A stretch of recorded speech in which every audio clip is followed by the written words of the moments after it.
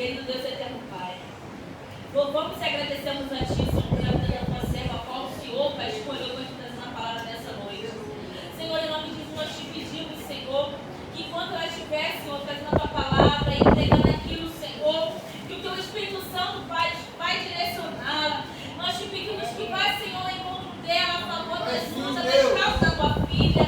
Senhor, em nome de Jesus, Deus querido, Deus amado, toque a volta da cabeça, a ponta dos pés, brinda a tua filha, continue, Senhor, fortalecendo, mantendo ela de pé. Toma o ministério dela nas tuas mãos. Senhor, eu entrego a saúde dela, Deus, Senhor. Dê saúde, Senhor, dê força, Senhor, dê fôlego, Pai, em nome do Senhor Jesus. Que nessa noite tu possa estar tirando, jogando por Deus, o cansaço físico, o cansaço espiritual. Deus, renova ela, meu Senhor da glória. Enquanto ela estiver aqui, Senhor, trazendo a tua palavra, vá ao encontro dos dela, vá ao encontro da família dela. Ah, Senhor, faça o teu mover, faça o teu sobrenatural. Entra com livramento, entra com mudança, em nome do Senhor Jesus. Toma a casa, tua serva nas tuas mãos. Seja aquele lugar, Senhor, com teus anjos, Pai. Toma, Senhor, aquele portão nas tuas mãos. Ah, general.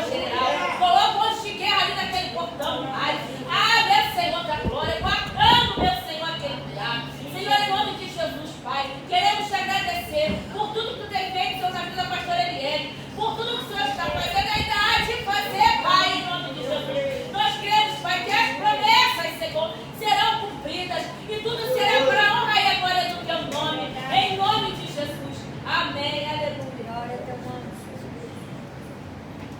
Em tuas mãos, aleluia, Deus. Senhor, É, Jesus. eu me coloco agora. Fala comigo nessa hora, em que meu coração anseia ouvir tua voz. Fala comigo agora, Senhor. Fala comigo agora, Senhor. Fala comigo nessa hora, em que meu coração anseia ouvir tua voz. Fala comigo agora, Senhor. Fala comigo agora, Senhor. Fala comigo nessa hora, em que meu coração anseia ouvir tua voz. Aleluia. Quantos anseiam ouvir a voz do Senhor? Aleluia. Aleluia. Graças a Deus, irmãos, com a paz do Senhor. Amém? Amém. Deixa eu botar o óculos, irmão, porque tá ficando difícil de agora. Depois que passa dos 30 é um problema, né, missionária Beth? Passou dos 30, Deus, Senhor da glória, só o óculos da causa. Não adianta nem só mentir, o óculos tem que entrar na causa, né? Aleluia, louvado é Deus. Jesus é bom, né? Glória a Deus. Quero louvar a Deus. Jesus é bom, né, irmão? Estou usando agora. Antes de eu entrar na palavra, irmãos, eu quero dar rapidinho dois testemunhos. Irmãos, é coisa simples, mas assim, eu quero falar para vocês assim, como Deus, Ele trabalha nas nossas vidas. Irmãos, é nos mínimos detalhes. Às vezes você espera um milagre, uma coisa grande, um carro, né, uma casa, mas existem às vezes coisas que você quer fazer, anseia fazer, e Deus Ele faz, né, irmãos? Essa semana eu fui, na terça-feira, trabalhar na casa de uma menina, e eu já estava um tempão querendo comprar uns tapetinhos, sabe, pastor? Os tapetinhos que estão usando agora para botar no banheiro, bonitinho, tem várias cores, marrom, verde, aquela coisa toda. Irmão, aí eu tinha um tempo, aí eu falei pro meu marido assim, falei pro Pedro, tem que ir em Cascadura comprar uns tapetes. Aí ele falou assim, não, deixa que eu vou comprar pra você. Não, deixa que eu vou comprar, porque você não vai saber comprar. Aí, irmão, tô eu lá na casa da menina, né, fazendo a faxina, aquela coisa toda. Aí daqui a pouco ela vem com uma sacola, irmãos, com 6 tapetes. Olha só, irmão, 6 tapetes não é usado não, 6 tapetes novos. Aí, pastora, olha só. Aí ela falou assim pra mim, Eliane, esses tapetes aqui, olha o que aconteceu. Eu botei um tapete desse no banheiro, o Arthur escorregou, que é o filho dela de 8 anos. Mas eu fiquei tão traumatizada que eu peguei um que estava no banheiro, joguei fora, e esses 6 tapetes eu estou aqui com ele no saco. E aí separei para dar para você, olha só. Meu Deus. Aí eu separei para dar para você. Eu falei, eu quero, irmão, quando eu abri o saco, que eu vi os tapetes, irmão,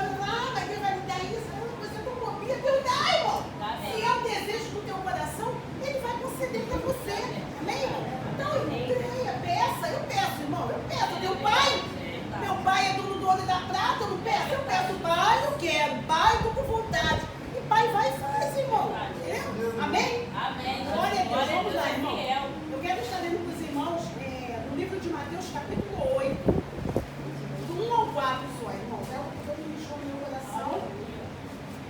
Nós vamos estar aqui aprendendo mais um dia com a palavra, né? Mateus capítulo 8, do 1 ao 4 só, irmãos. Fala sobre a cura de um leproso. Glória a Jesus. Amém? Amém, Renata? Amém. Glória a Deus. Diz assim a palavra do Senhor. E descendo Jesus do monte, seguiu uma grande multidão.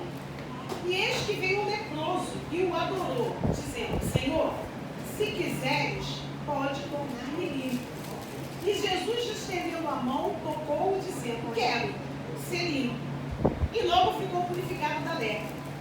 Disse-lhe então Jesus: Olha, não digas a ninguém, mas vai, mostra-te ao sacerdote e apresente a oferta que Moisés determinou, para lhe servir de testemunho. Amém? Aleluia. Glória a Jesus. Glória. Louvado seja o nome do Senhor, irmãos. É uma palavra assim, né? Que vem para fortalecer o nosso coração. A Bíblia diz que Jesus, ele estava descendo do monte. E quando Jesus desceu do monte, uma multidão seguia. Irmãos, a Bíblia não fala isso, eu quero me imaginar. Imagina Jesus descendo do monte de Jacó, pastor Ângela. Jesus desce do monte de Jacó, João, subiu para o monte de Jacó. Aí Jesus desceu do monte de Jacó. Quando Jesus está lá embaixo na estrada, a multidão já estava lá esperando Jesus. Tipo assim, ó, Jesus está no monte de Jacó, vamos esperar, Jesus vai descer. E quando Jesus descer, vamos seguir ele, porque a multidão seguia Jesus, né? Então Jesus desceu do monte de Jacó, quando ele está lá na estrada, ali embaixo das barracas. Aí João, aí vem a multidão e começa a seguir Jesus. E aí a Bíblia diz que quando Jesus caminhava, veio um leproso. E aquele homem chegou diante de Jesus, se prostrou, né? E falou: Senhor, se tu quiseres, tu pode me curar. Ó, que coisa. Irmãos, a lepra era uma coisa terrível na época de Jesus, né? Era algo que excluía a pessoa de conviver em sociedade.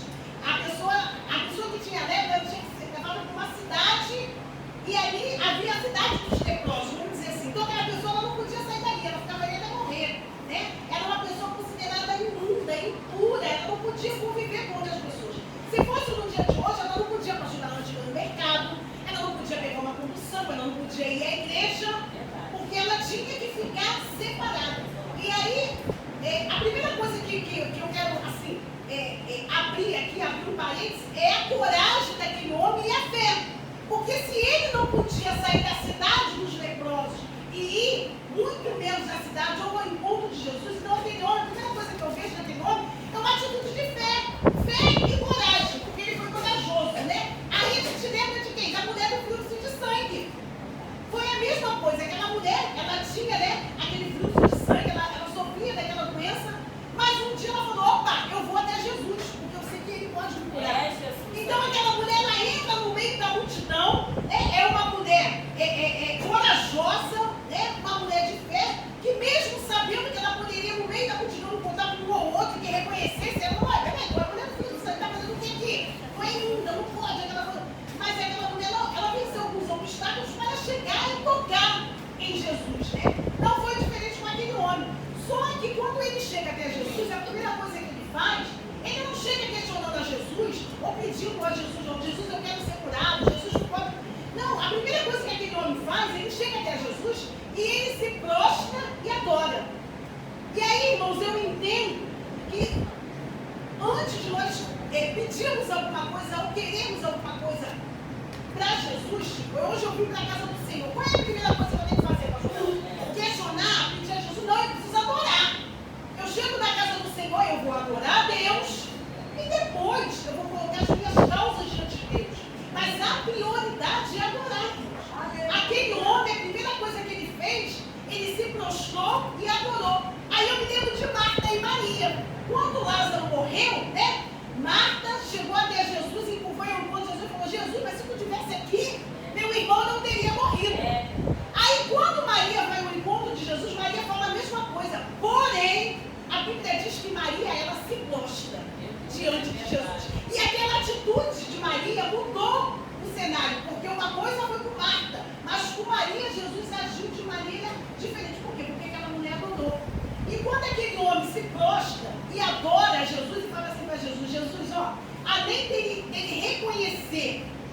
soberania de Jesus, ele põe diante de Jesus o quê? Senhor, se tu quiseres, tu não é obrigado a me curar. Né? Jesus, ele não é obrigado a fazer nada para mim e para você.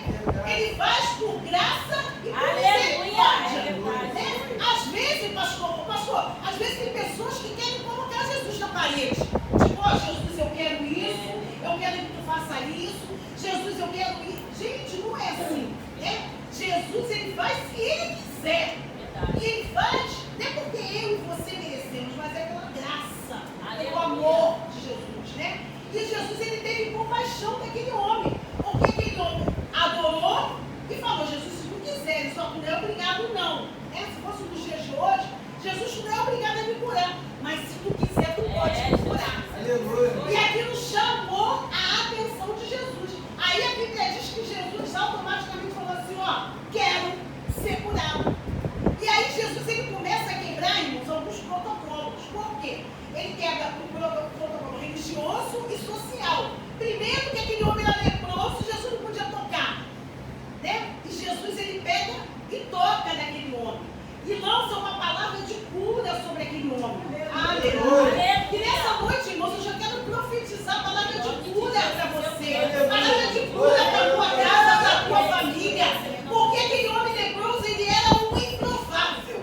Né? Era uma pessoa que ninguém dava mais nada por ele. Ou seja, aquele homem, ele estava esperando a morte. Mas aí Jesus chega no cenário daquele homem e muda a história dele. Né? Não só a história da cura do corpo, mas a história dele social. Porque ele estava afastado, ele não podia viver em sociedade. Jesus, ele cura aquele homem e traz uma transformação para a vida daquele homem. Né? E quando ele fala, ó, eu quero sim, e cura ele. E aí Jesus fala assim para ele, ó, agora você vai lá, os sacerdotes se apresenta, né? Porque havia uma lei de Moisés, né? Quando o leproso ele era curado, ele precisava ir até o sacerdote. O sacerdote olhava, está curado, então vai lá, oferece agora o sacrifício, porque né, foi determinado pela lei de Moisés, para que aquele homem pudesse viver em sociedade. Aleluia. Irmãos, assim, eu não sei qual é o que está improvável na sua vida, ou seja, na sua situação, né? Física, como doença, ou alguma coisa que você precisa de Deus. Hoje, o Deus do improvável está aqui nessa noite. O Deus que quer curar, que quer restaurar. Né? O que é uma lepra para Jesus, pastor Ângela? Não é nada. E o que é o teu problema para Jesus? Deus, olha aí. Mas nada, irmão. É verdade. A Bíblia diz que Jesus, ele continua sendo o mesmo, né? Ele cura hoje, ele vai continuar curando, né? E uma coisa interessante que quando ele falou assim, Jesus, se tu quiseres, tu pode me curar, aí ontem eu lembrei da pregação da diaconisa, falando a respeito, né? Que nós somos dependentes de Deus, né? Aquele homem, ele se colocou na dependência de Jesus. Tipo, se Jesus não fizer, ninguém mais pode fazer. Então, se eu preciso de Jesus, então eu preciso buscar. Não é porque eu, pastor Leitiene, sou pastora, sou tal. Não! A minha dependência é a mesma de você, de Jesus. Porque eu preciso, eu tenho as minhas causas, eu tenho né, as situações que eu coloco diante de Jesus, que eu preciso que Jesus entre. Mas para Jesus entrar na minha situação, na minha vida, eu preciso reconhecer que eu preciso dele. Eu preciso reconhecer que sem ele eu nada sou. E que tudo que nós temos vem dele, irmão. Até a sabedoria vem dele. Às vezes a gente fala uma coisa aqui, deixa eu te falar uma coisa aqui, e é uma coisa certa, irmãos. Se do alto não vier, irmão, você pode estudar a Bíblia de frente, ler, é letra. Mas se Jesus não entrar no negócio, irmão, não sai nada. Tu pode estudar a semana toda. É o Espírito Santo de Deus que nos conduz. É o Espírito Santo de Deus que fala, ó, vai assim, faz assim, agora age assim. Então a gente precisa se deixar ser levada pelo Espírito Santo. É ele que nos conduz. E a atitude daquele homem, né, mesmo, a Bíblia não relata, mas eu acredito que aquele homem não era crente, ou se fosse afastado, mas a atitude dele de chegar até Jesus mostra para mim e para você que existem atitudes, de repente, que na minha vida e na tua vida precisam ser mudadas. De que maneira nós temos chegado até Jesus?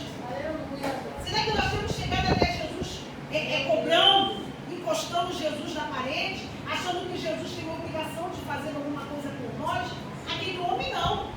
Ele poderia ter chegado a dizer, ó, Jesus, estou leproso, a culpa é tua, o Senhor que me botou leproso, mas ele não. Ele adorou. Depois de adorar, ele disse, Senhor, se tu quiseres, tu pode me curar. Ó, a atitude dele. Então hoje, na minha vida e na tua vida, irmãos, não tem que ser diferente.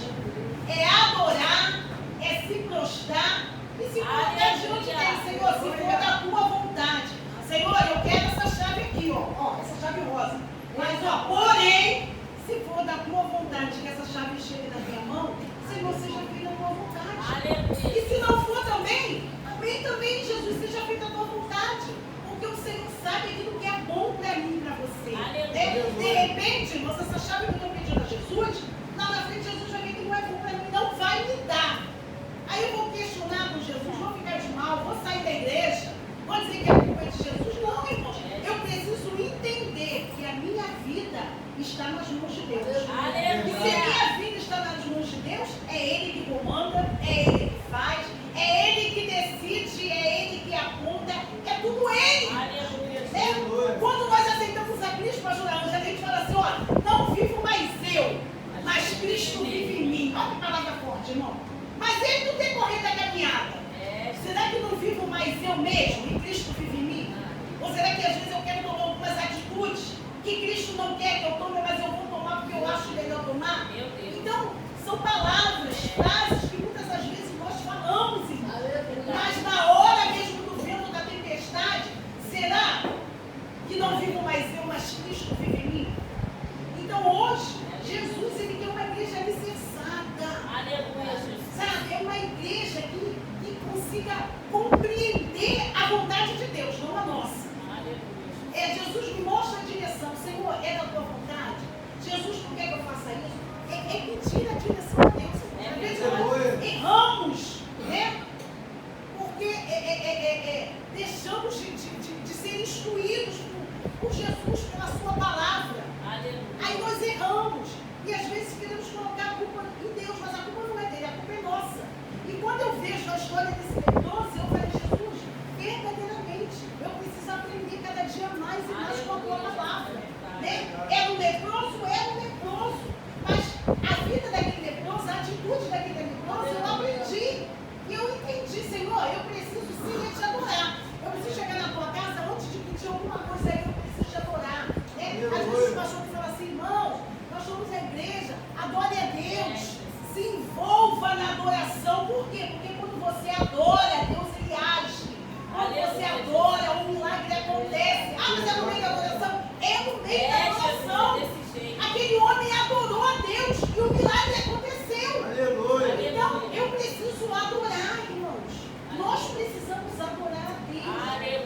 E as demais coisas, o Senhor ele vai acrescentar na minha vida e na tua vida, irmão. Deus sabe aquilo que eu e você precisamos. Deus, ele sabia que aquele homem era leproso, porque a lepra dele era notória, todo mundo viu. Mas ele precisou chegar até Jesus para pedir a cura. Jesus poderia ter passado a gente, ele por você, postou a mão dele e ter curado com ele sem ele pedir. Mas Jesus esperou ele falar. Então adore a Deus. Coloque diante de Deus as suas queixas, irmãos. E deixa Deus trabalhar. Aleluia. Se for da vontade dele, ele vai fazer. Se não for, lá na frente você vai entender por que é que ele não fez. E aquele homem que diz que ele foi até o sacerdote, eles olharam, viram que realmente ele estava bom, ele foi lá, ofereceu um sacrifício, e grande foi o testemunho daquele homem a respeito da cura que Jesus fez sobre a vida dele. Irmãos, eu creio que grande vai ser o nosso testemunho. Eu creio, irmãos, que grandes coisas nós vamos testemunhar para a glória de Deus. Porque isso é para Ele, irmãos. É para a glória dele. Tudo que Deus faz na minha vida e na tua vida, irmão, é para a glória de Deus. Tudo que acontece na minha vida e na tua vida, irmãos, é para a glória de Deus. Deus faz, é para glorificar o nome dele. Como? Dando testemunho, falando, dizendo que Deus fez na tua vida. Assim como aquele homem, depois que ele saiu diante do sacerdote, que ele ofereceu um sacrifício, ele saiu, olha, Jesus me curou, saiu proclamando o evangelho. Saiu lá o evangelho.